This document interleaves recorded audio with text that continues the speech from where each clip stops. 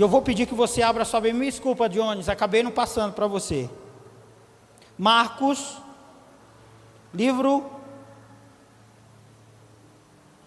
segundo Evangelho de Marcos, capítulo de número 14 e versículo de número 32.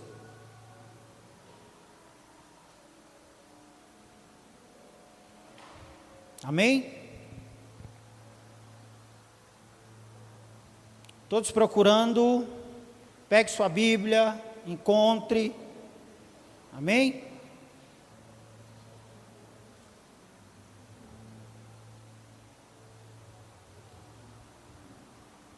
Esse é um dos casos muito interessantes, né? Marcos não foi um dos apóstolos, né? Muito interessante esse caso. Marcos foi depois muito amigo de Paulo e escreveu uma das cartas pela sua aproximação dos discípulos que andaram com Cristo, né? Diferente de Mateus e João, porque Lucas também não andou com Jesus, literalmente ali, sendo um de seus apóstolos.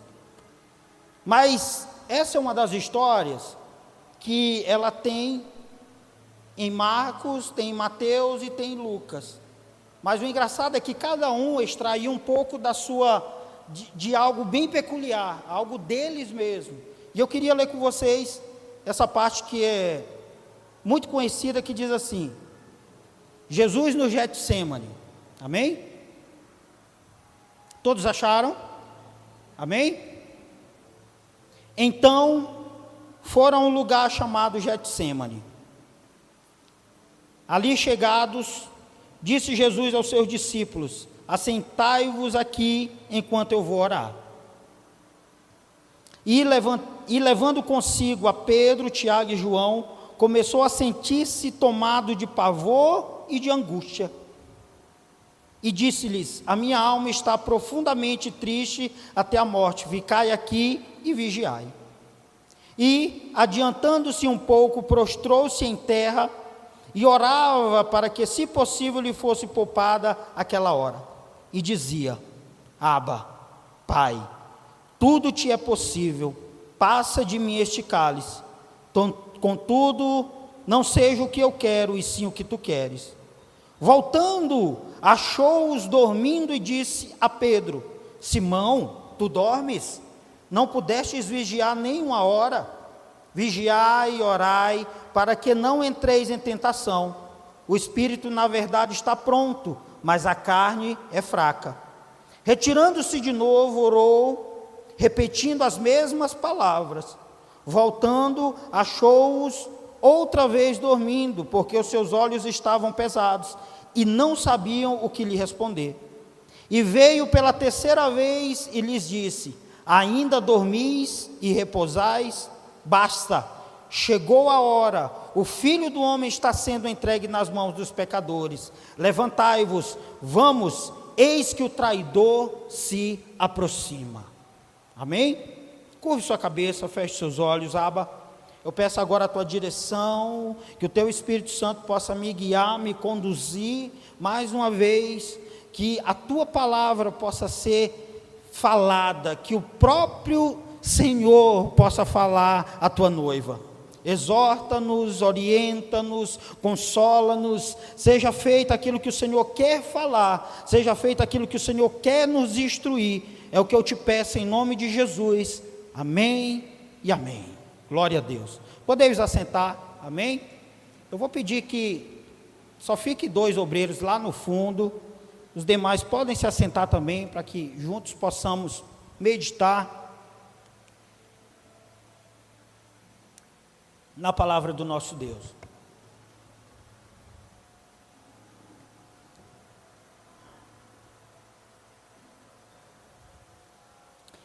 Eu queria falar hoje, e eu queria já colocar um tema nessa mensagem, que quer dizer assim: superando as angústias. Superando as angústias. Eu queria falar de um tema que todos nós, na nossa vida, já passamos por angústias. E para que você possa se enquadrar um pouco nisso tudo, eu queria aqui definir o que é angústia. Eu fui saber o que era angústia. E sabe o que é angústia? Angústia é carência. Angústia é estado de ansiedade. Angústia é inquietude. Angústia é sofrimento. Angústia é tormento e angústia é tristeza. Tudo isso se enquadra em angústia. E geralmente, quando eu vou ministrar, eu já expliquei isso aqui na igreja, uma das coisas que às vezes Deus faz comigo é começar a ministrar na minha vida a partir da semana já, tipo amanhã, segunda-feira, Deus já começa a falar comigo assim de um jeito que eu vou montando, imaginando aquilo que eu falaria, mas eu sempre falo para Ele: Senhor, eu estou só aqui colocando um esqueleto aqui, mas quem vai dar toda a direção é você. Por que eu quero falar de angústia? Porque nós vivemos tempos de angústia. E na Bíblia eu fui pesquisar um pouco sobre isso, e eu posso dizer que 100% de todos aqueles que escreveram, daqueles que passaram pela história, tiveram angústias. Tiveram angústias. Moisés teve angústias. Davi teve angústias. O homem que mais teve angústia, e não é um fato curioso, pelo fato dele ter sofrido tanto, e ser um livro que fala muito de angústia, foi Jeremias.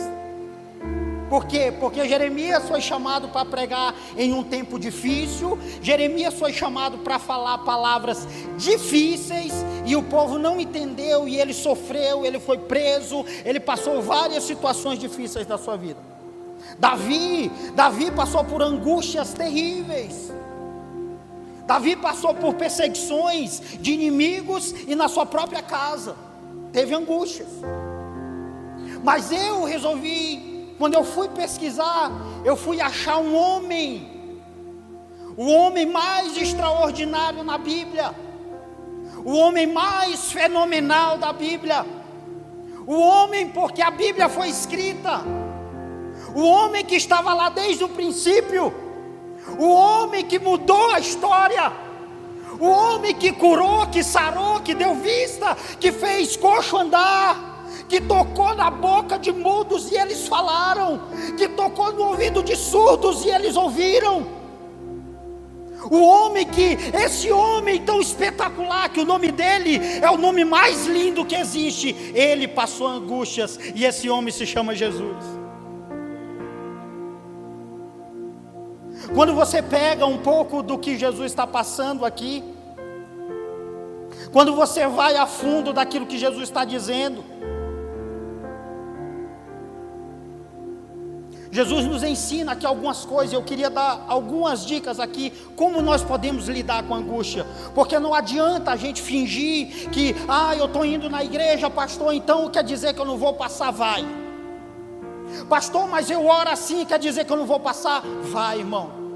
Eu não quero te enganar, eu não quero aqui fingir que o evangelho é aquele evangelho da lâmpada mágica que você esfrega e sai um gênio e vai tudo acontecer de acordo com o que você quer. Não vai. A vida é dura. Muitas coisas virão que não vão ser como a gente quer, mas vão ser como muitas coisas vão ser diferenciais para aquilo se eu vou crescer ou não.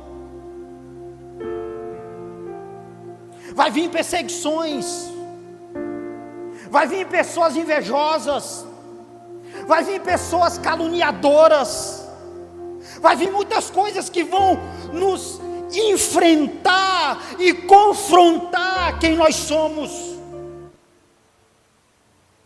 E aí está a pergunta: aonde eu me posiciono no meio disso tudo? Jesus começou a passar angústias, a ponto do seu suor escorrer gotas de sangue. Ele sabia, porque lá em Isaías 53, diz exatamente aquilo que ele estava passando e ia passar mais intensamente. Um dos maiores problemas que Jesus enfrentou não foi aquele soco do soldado, não foi aquela lança que transpassou, não foi eles cuspirem no rosto dele, não foi a coroa de espinho. Sabe qual foi um dos maiores problemas que Jesus passou? Foi de carregar os nossos pecados sobre os seus ombros.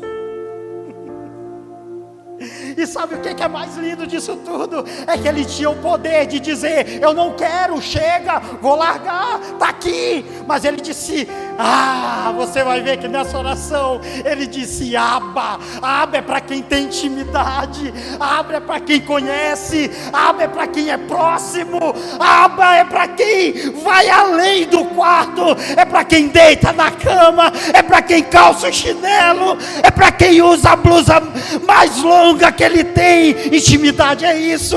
E ele chega e diz: Abba, Abba, eu sei que tu tens o poder de tirar de mim este cálice, mas seja feita a tua vontade. Ai. E se você, mediante a todas essas características que a angústia tem, eu queria falar para vocês aqui como lidar com a angústia. O que Jesus ensinou aqui? Primeiro, peça ajuda. Peça ajuda.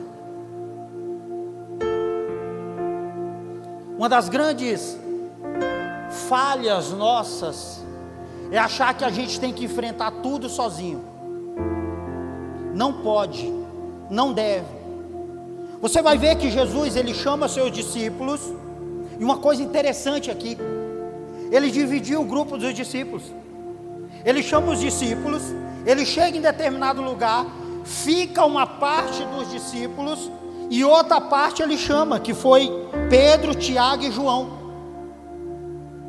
É como se ele dissesse assim: vamos ali, vamos até o Mirna, eu preciso orar lá no Monte do Mirna. É como se ele chegasse ali na padaria e ele dissesse assim: vocês ficam aqui, agora vocês três, vem comigo. Por quê? Você sabe por quê? Porque às vezes os nossos problemas, por mais que a gente diga assim: olha, você pode me ajudar, mas nem sempre a gente tem que abrir para todos.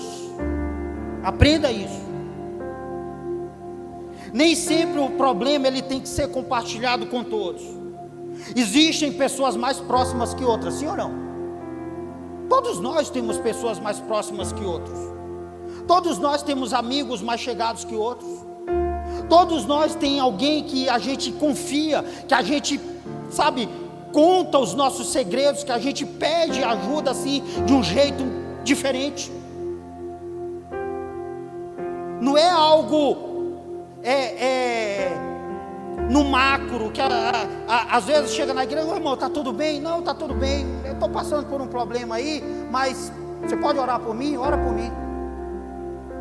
É diferente daquele que a gente abre a porta, que chega, que entra e a gente diz assim: querido, eu estou passando por tal situação, tem como você jejuar por mim?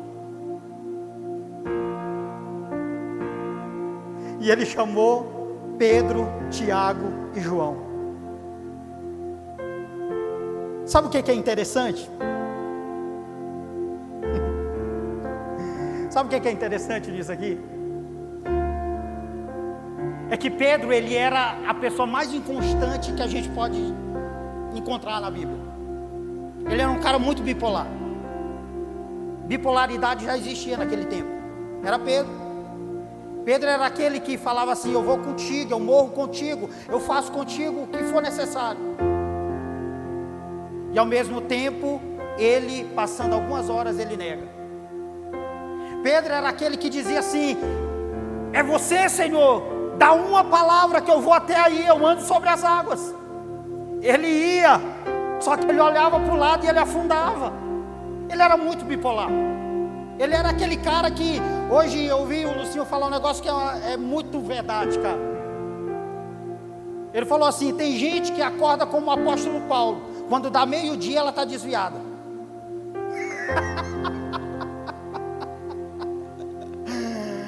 É verdade, o cara acorda, Satanás apareceu, capoeira e pá.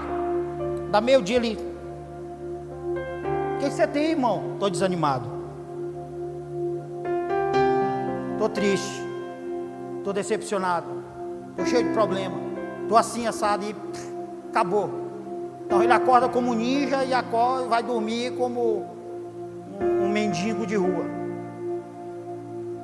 Só que Jesus gostava de Pedro, cara, porque Pedro era autêntico. Pedro não ficava na surdina, o que ele tinha para falar, ele falava. E Jesus gosta de gente assim. Jesus gosta de pessoas que falam. E o que falar de João? João era aquele carinhosinho, qualquer coisa. Ai, ai, ai, ai, ai, ai, ai. E Tiago se tornou o líder da igreja. Ele precisava entender muitas coisas. E Jesus disse, é como se Jesus dissesse assim: vem cá, os outros ainda não aguentam o que eu vou passar, mas vocês sim. Vem cá comigo, porque eu estou sofrendo. Vem cá, que a tristeza está muito grande em mim. Sabe o que eu encontro Jesus aqui? Um Jesus humano, que sofria como nós sofremos, que sentia dores como nós sentimos, que passava por lutas como nós passamos na nossa vida. Ele poderia ter pedido ao Pai outra coisa, dizendo: me dá força para eu aguentar isso aqui, Pai. Me transforma aí no incrível Hulk, eu vou carregar tudo isso. Não, ele foi humano. Por quê? Porque ele precisava nos ensinar como nós enfrentaríamos os nossos problemas. Ele precisaria passar por o que nós estamos passando para nos dar a receita da vitória, Carlinhos. E ele pediu ajuda. Sabe outra coisa que ele fez? Ele foi orar. Ele foi orar. Quer vencer suas angústias? Vá orar. Eu sei que parece tão simples. Mas você observou quantas vezes Jesus foi orar e falou a mesma coisa? Quantas vezes? 3 vezes. 3 vezes a Bíblia diz que ele pediu a mesma coisa para Deus.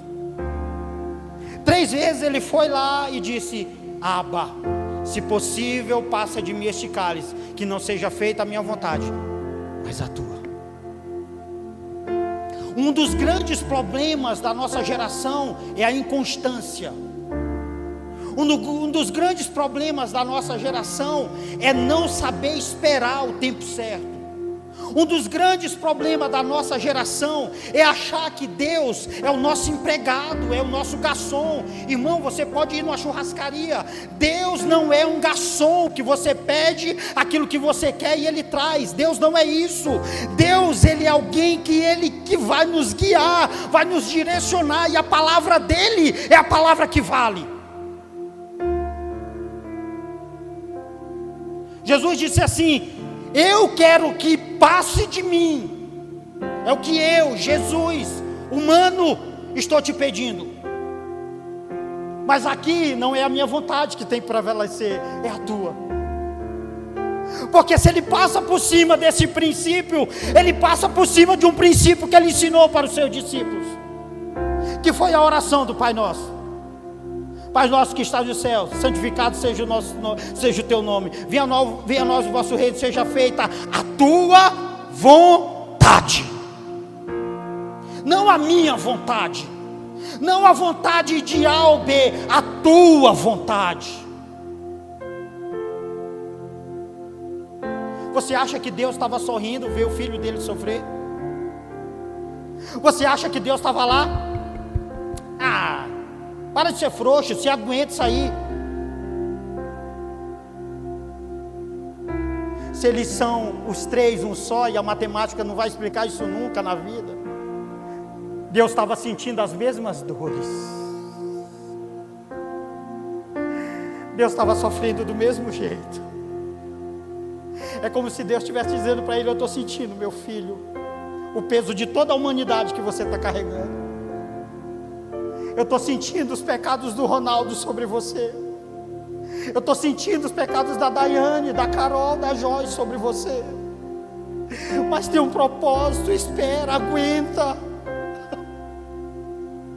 Porque a angústia no momento, ela causa em nós todo esse tipo de situação. Mas você vai ver que lá na frente, e eu quero aqui fazer uma redundância de algo que eu tenho ouvido muito. Às vezes não importa como começa, importa como vai terminar, irmão. Porque às vezes a gente começa bem, mas a derrocada é tão grande, e é melhor às vezes a gente ser mais contínuo.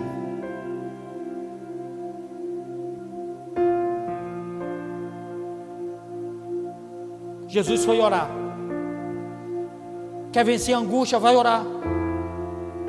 1, 2, 3, 10, 1000 vezes. Acorda na madrugada e vai ter intimidade com Ele.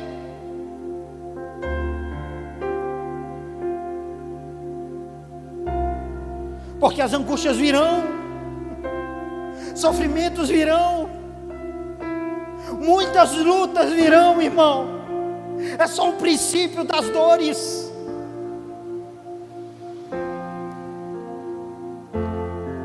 Outra coisa que Jesus, Ele ensinou aos seus discípulos, e Ele foi fazer para que Ele pudesse vencer a angústia: vigiar. Sabe o que é vigiar? Eu já participei de muitas vigílias, muitas. Pauleira, muitas. Algumas até me arrependo de ter ido, porque não trouxe frutos nenhum para a minha vida. Muita meninice, muita coisa assim, totalmente sem pé, sem cabeça. Mas eu também participei de muitas vigílias que me fortaleceram. Lembro-me, minha mãe sabe, eu fui muito envolvido na igreja desde muito pequeno. E a região que eu moro é uma região praiana, uma região que tem muitas dunas. Dunas. Sabe aquelas dunas que mostram, tipo, as dunas lá, os Lençóis Maranhenses, aquele tipo ali. Eu moro ali do lado, é o quintal de casa. E lá em Luiz Correia, que é a cidade mais praiana que tem, próxima de nós, existiam algumas dunas. E um dia a gente foi para uma vigília lá numa duna dessa, sem luz, sem água, sem nada, breu, irmão, breu, olhar para o céu e orar. E eu lembro que era muito comum ir criança, as mães não tinham com quem deixar, levar.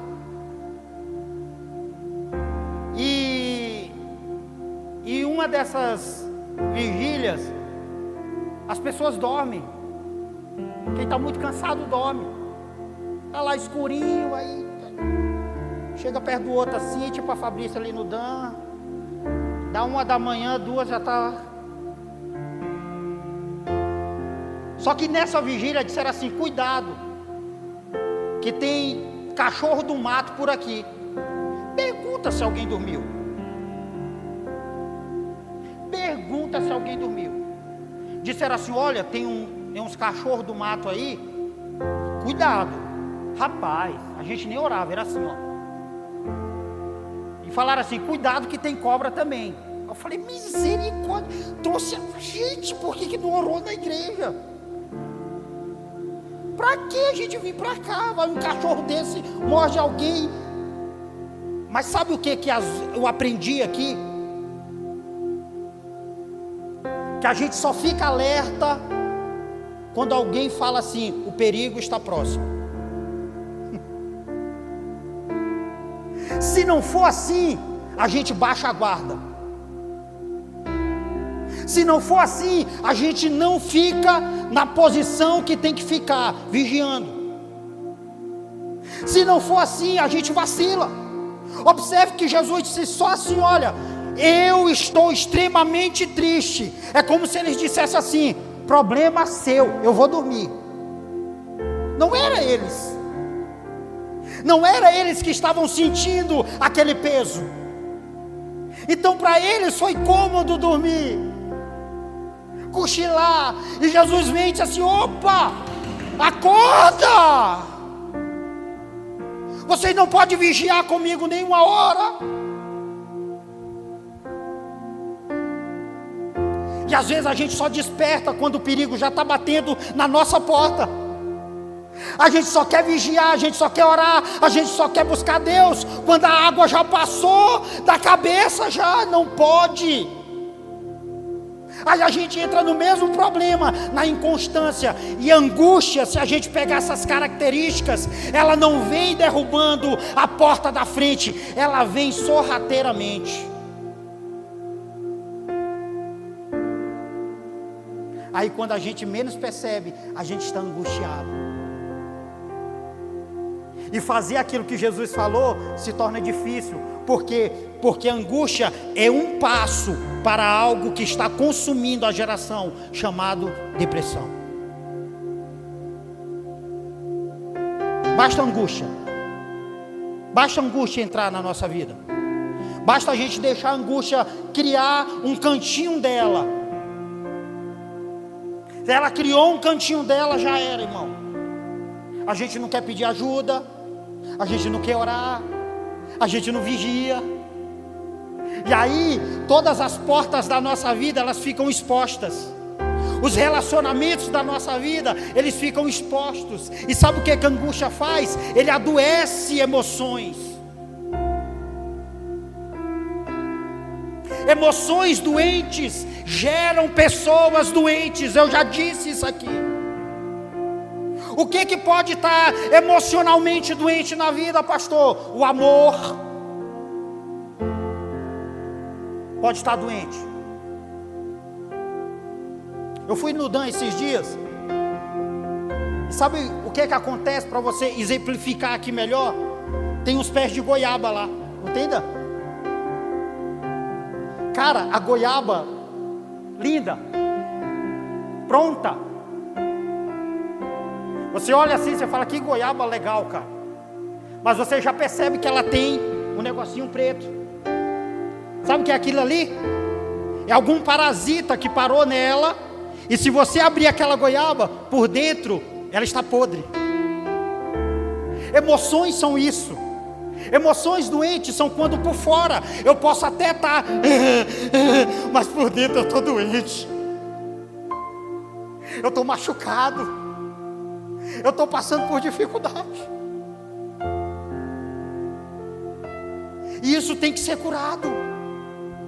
E Jesus, ele está aqui dando essas dicas para dizer: cure essa angústia. Precisamos discernir espírito e carne. Quando eu sempre li essa passagem, quando Jesus fala assim: na verdade o espírito está pronto, mas a carne é fraca. Eu falei: Senhor, é muito enigma aí. Espírito forte, carne fraca, isso ficou muito vago. Mas aí eu fui, sabe o que é espírito aqui? É a faculdade superior à mente. Mente é uma coisa, razão é uma coisa, espírito é outra coisa. Às vezes a gente confunde muito, achando que o nosso consciente, a nossa mente está falando, e às vezes a gente ouve tanta mente e a gente deixa o espírito amortecido e ele não fala.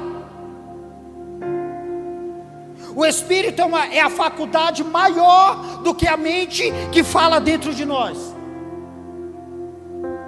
E o que é a carne? Desejos naturais que são estimulados pelos sentidos, natureza inferior do homem. Então tem a natureza inferior, o homem, a carne.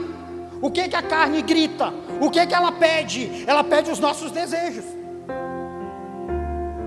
É você ir numa churrascaria e você dizer assim: cara, eu não vou mais, se o cara da picanha passar aqui, eu dou um giraia nele. Mas na hora que ele passa, que você vê aquela gordurinha, você deixa só mais um pedaço.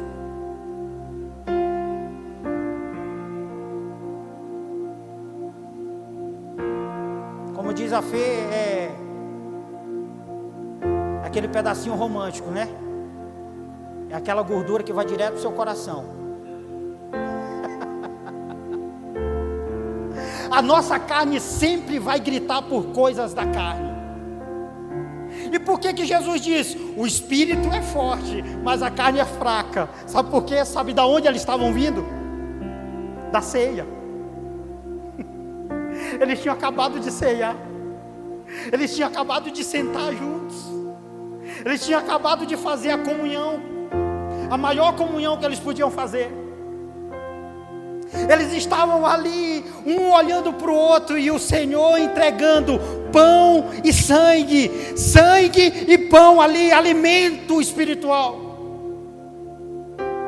Mas qual era o desejo da carne? Era dormir. A carne estava gritando: dorme, você está cansado. Ele não te falou o que é, ele não te falou qual é o problema.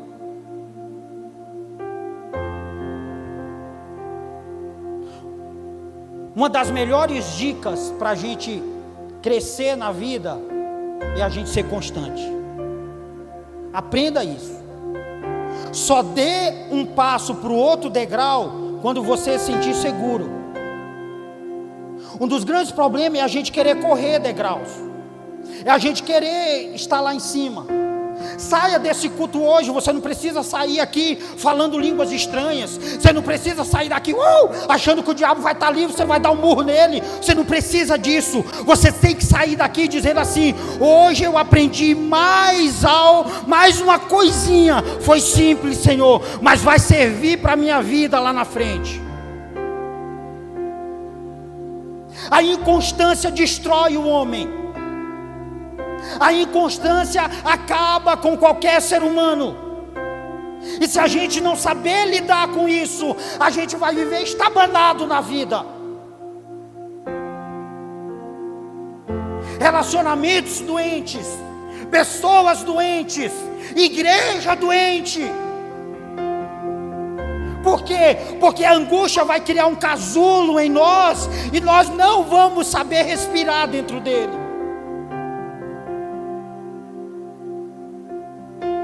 E qual foi as dicas de Paulo? Paulo disse assim: porque o espírito limita contra a carne, e a carne contra o espírito. E Paulo também diz: porque todos os dias esmurro o meu corpo em Cristo, para não ser vergonha diante dos homens.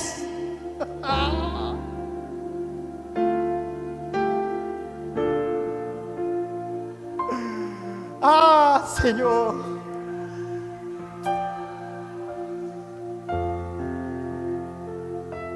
três coisas nós aprendemos na oração de Jesus. Humildade. A Bíblia diz que ele prostrou-se em terra. Outra coisa que nós aprendemos: intimidade. Chamou o Pai de Abba. E outra coisa: seriedade. Orou em agonia. Humildade, intimidade e seriedade. Humildade. A Bíblia diz que Deus, ele exalta o humilde, mas o soberbo ele abate. Soberba é algo que entra muito na questão da inconstância. Por quê? Porque se você for tentar lutar contra o diabo, você, irmão, nem procura o diabo para lutar, ele vai te procurar, relaxa. Não fica, né? Cadê? Onde está? Não chama, irmão. Não chama. Tem um cara lá na empresa que tem uma mania muito feia, e a gente repreende ele direto. Ele tem a mania de ficar dizendo assim: o lugar para dar capeta. Eu falei: cara, para de falar essas besteiras, velho. Só que ele fala no tom de brincadeira. Irmão, não brinca com o diabo. O diabo é diabo desde a fundação do mundo. Ele conhece o ser humano, ele sabe que a gente vai passar pela montanha russa da vida. Ele sabe que vai ter dias que a gente vai acordar com sangue no olho, travado, querendo quebrar ele na porrada, quebrar os dentes dele. Mas ele sabe que vai ter dia que a gente vai acordar que nem coragem de orar a gente tem. E aí ele pega a gente. É saber ser humilde. É saber dizer para o pai: pai, eu sou fraco, mas você é forte. Me ajuda. Me ajuda a vencer as minhas dificuldades. Me ajuda a vencer as minhas tentações. Me ajuda a vencer as minhas angústias. Me ajuda a vencer tudo isso, pai. Vai vir muitas coisas diante de mim. Me ajuda. Intimidade.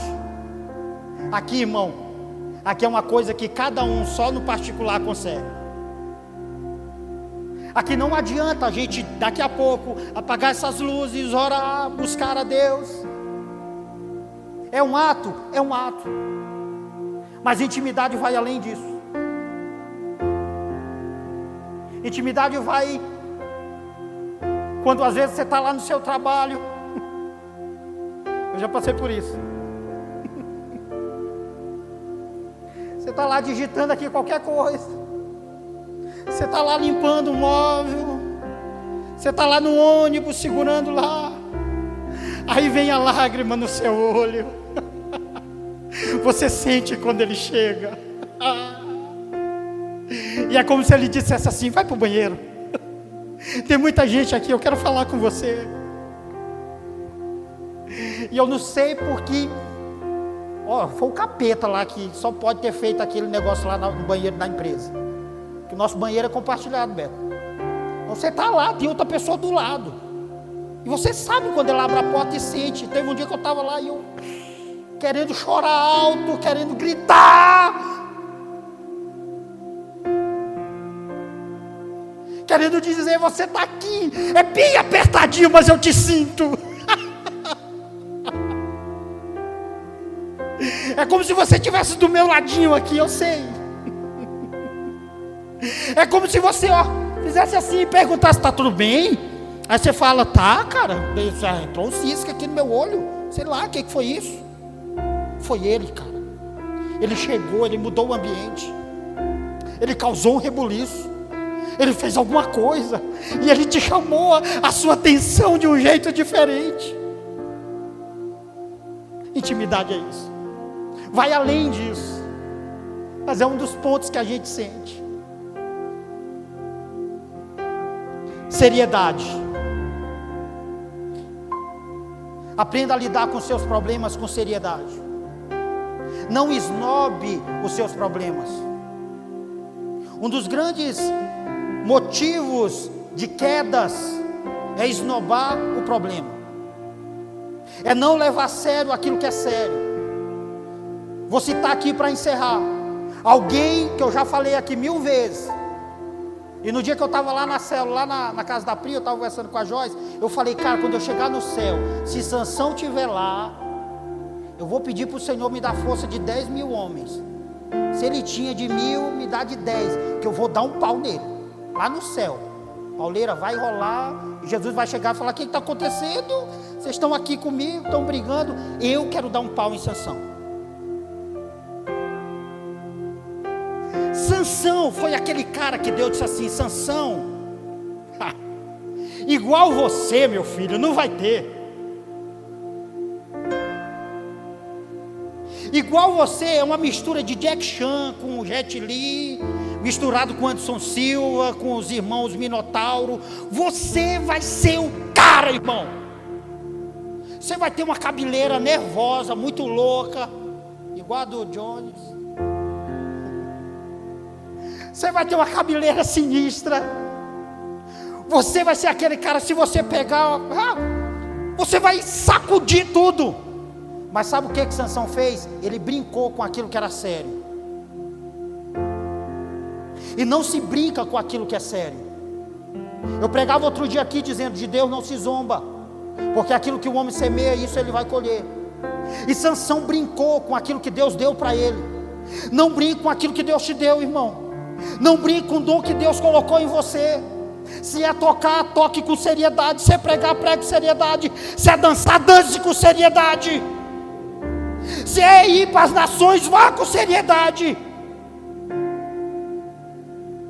E Deus disse assim: olha, não passará cabelo não passará navalha em sua cabeça, e você, Sansão, não beberá vinho, e você, Sansão, não se unirá a outra mulher que não seja da sua nação.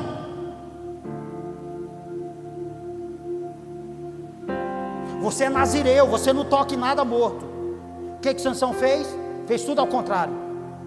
Tocou no leão morto. O que Sansão fez? Ia lá para as botecaiadas lá do templo e enchia a cara de vinho. Tocava um Pablo, ele já chora não, bebê, e ele, ó, muito louco. Sansão não se mistura com outra mulher. E eu fico imaginando um arraial inteiro, Paulo, várias mulheres, e a mulher hebreia sempre foi muito bonita, e ele escolhe quem? Dalila.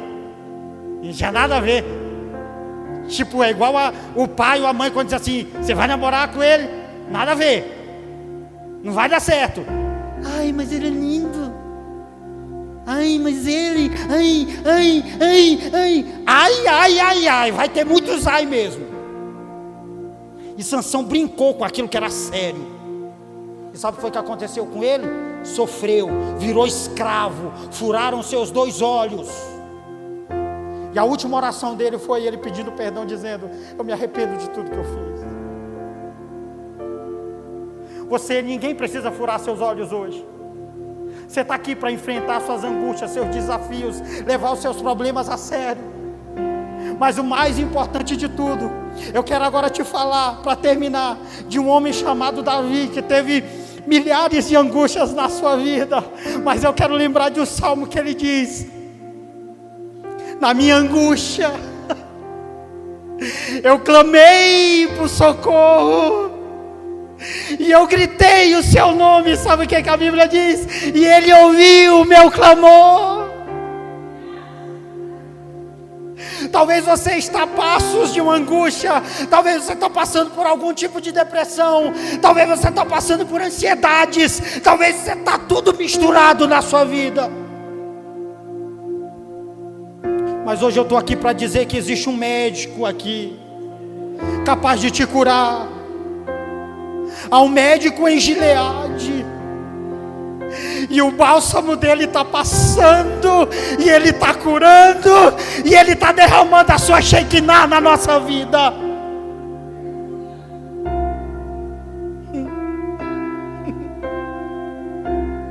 Eu quero convidar você a orar comigo agora.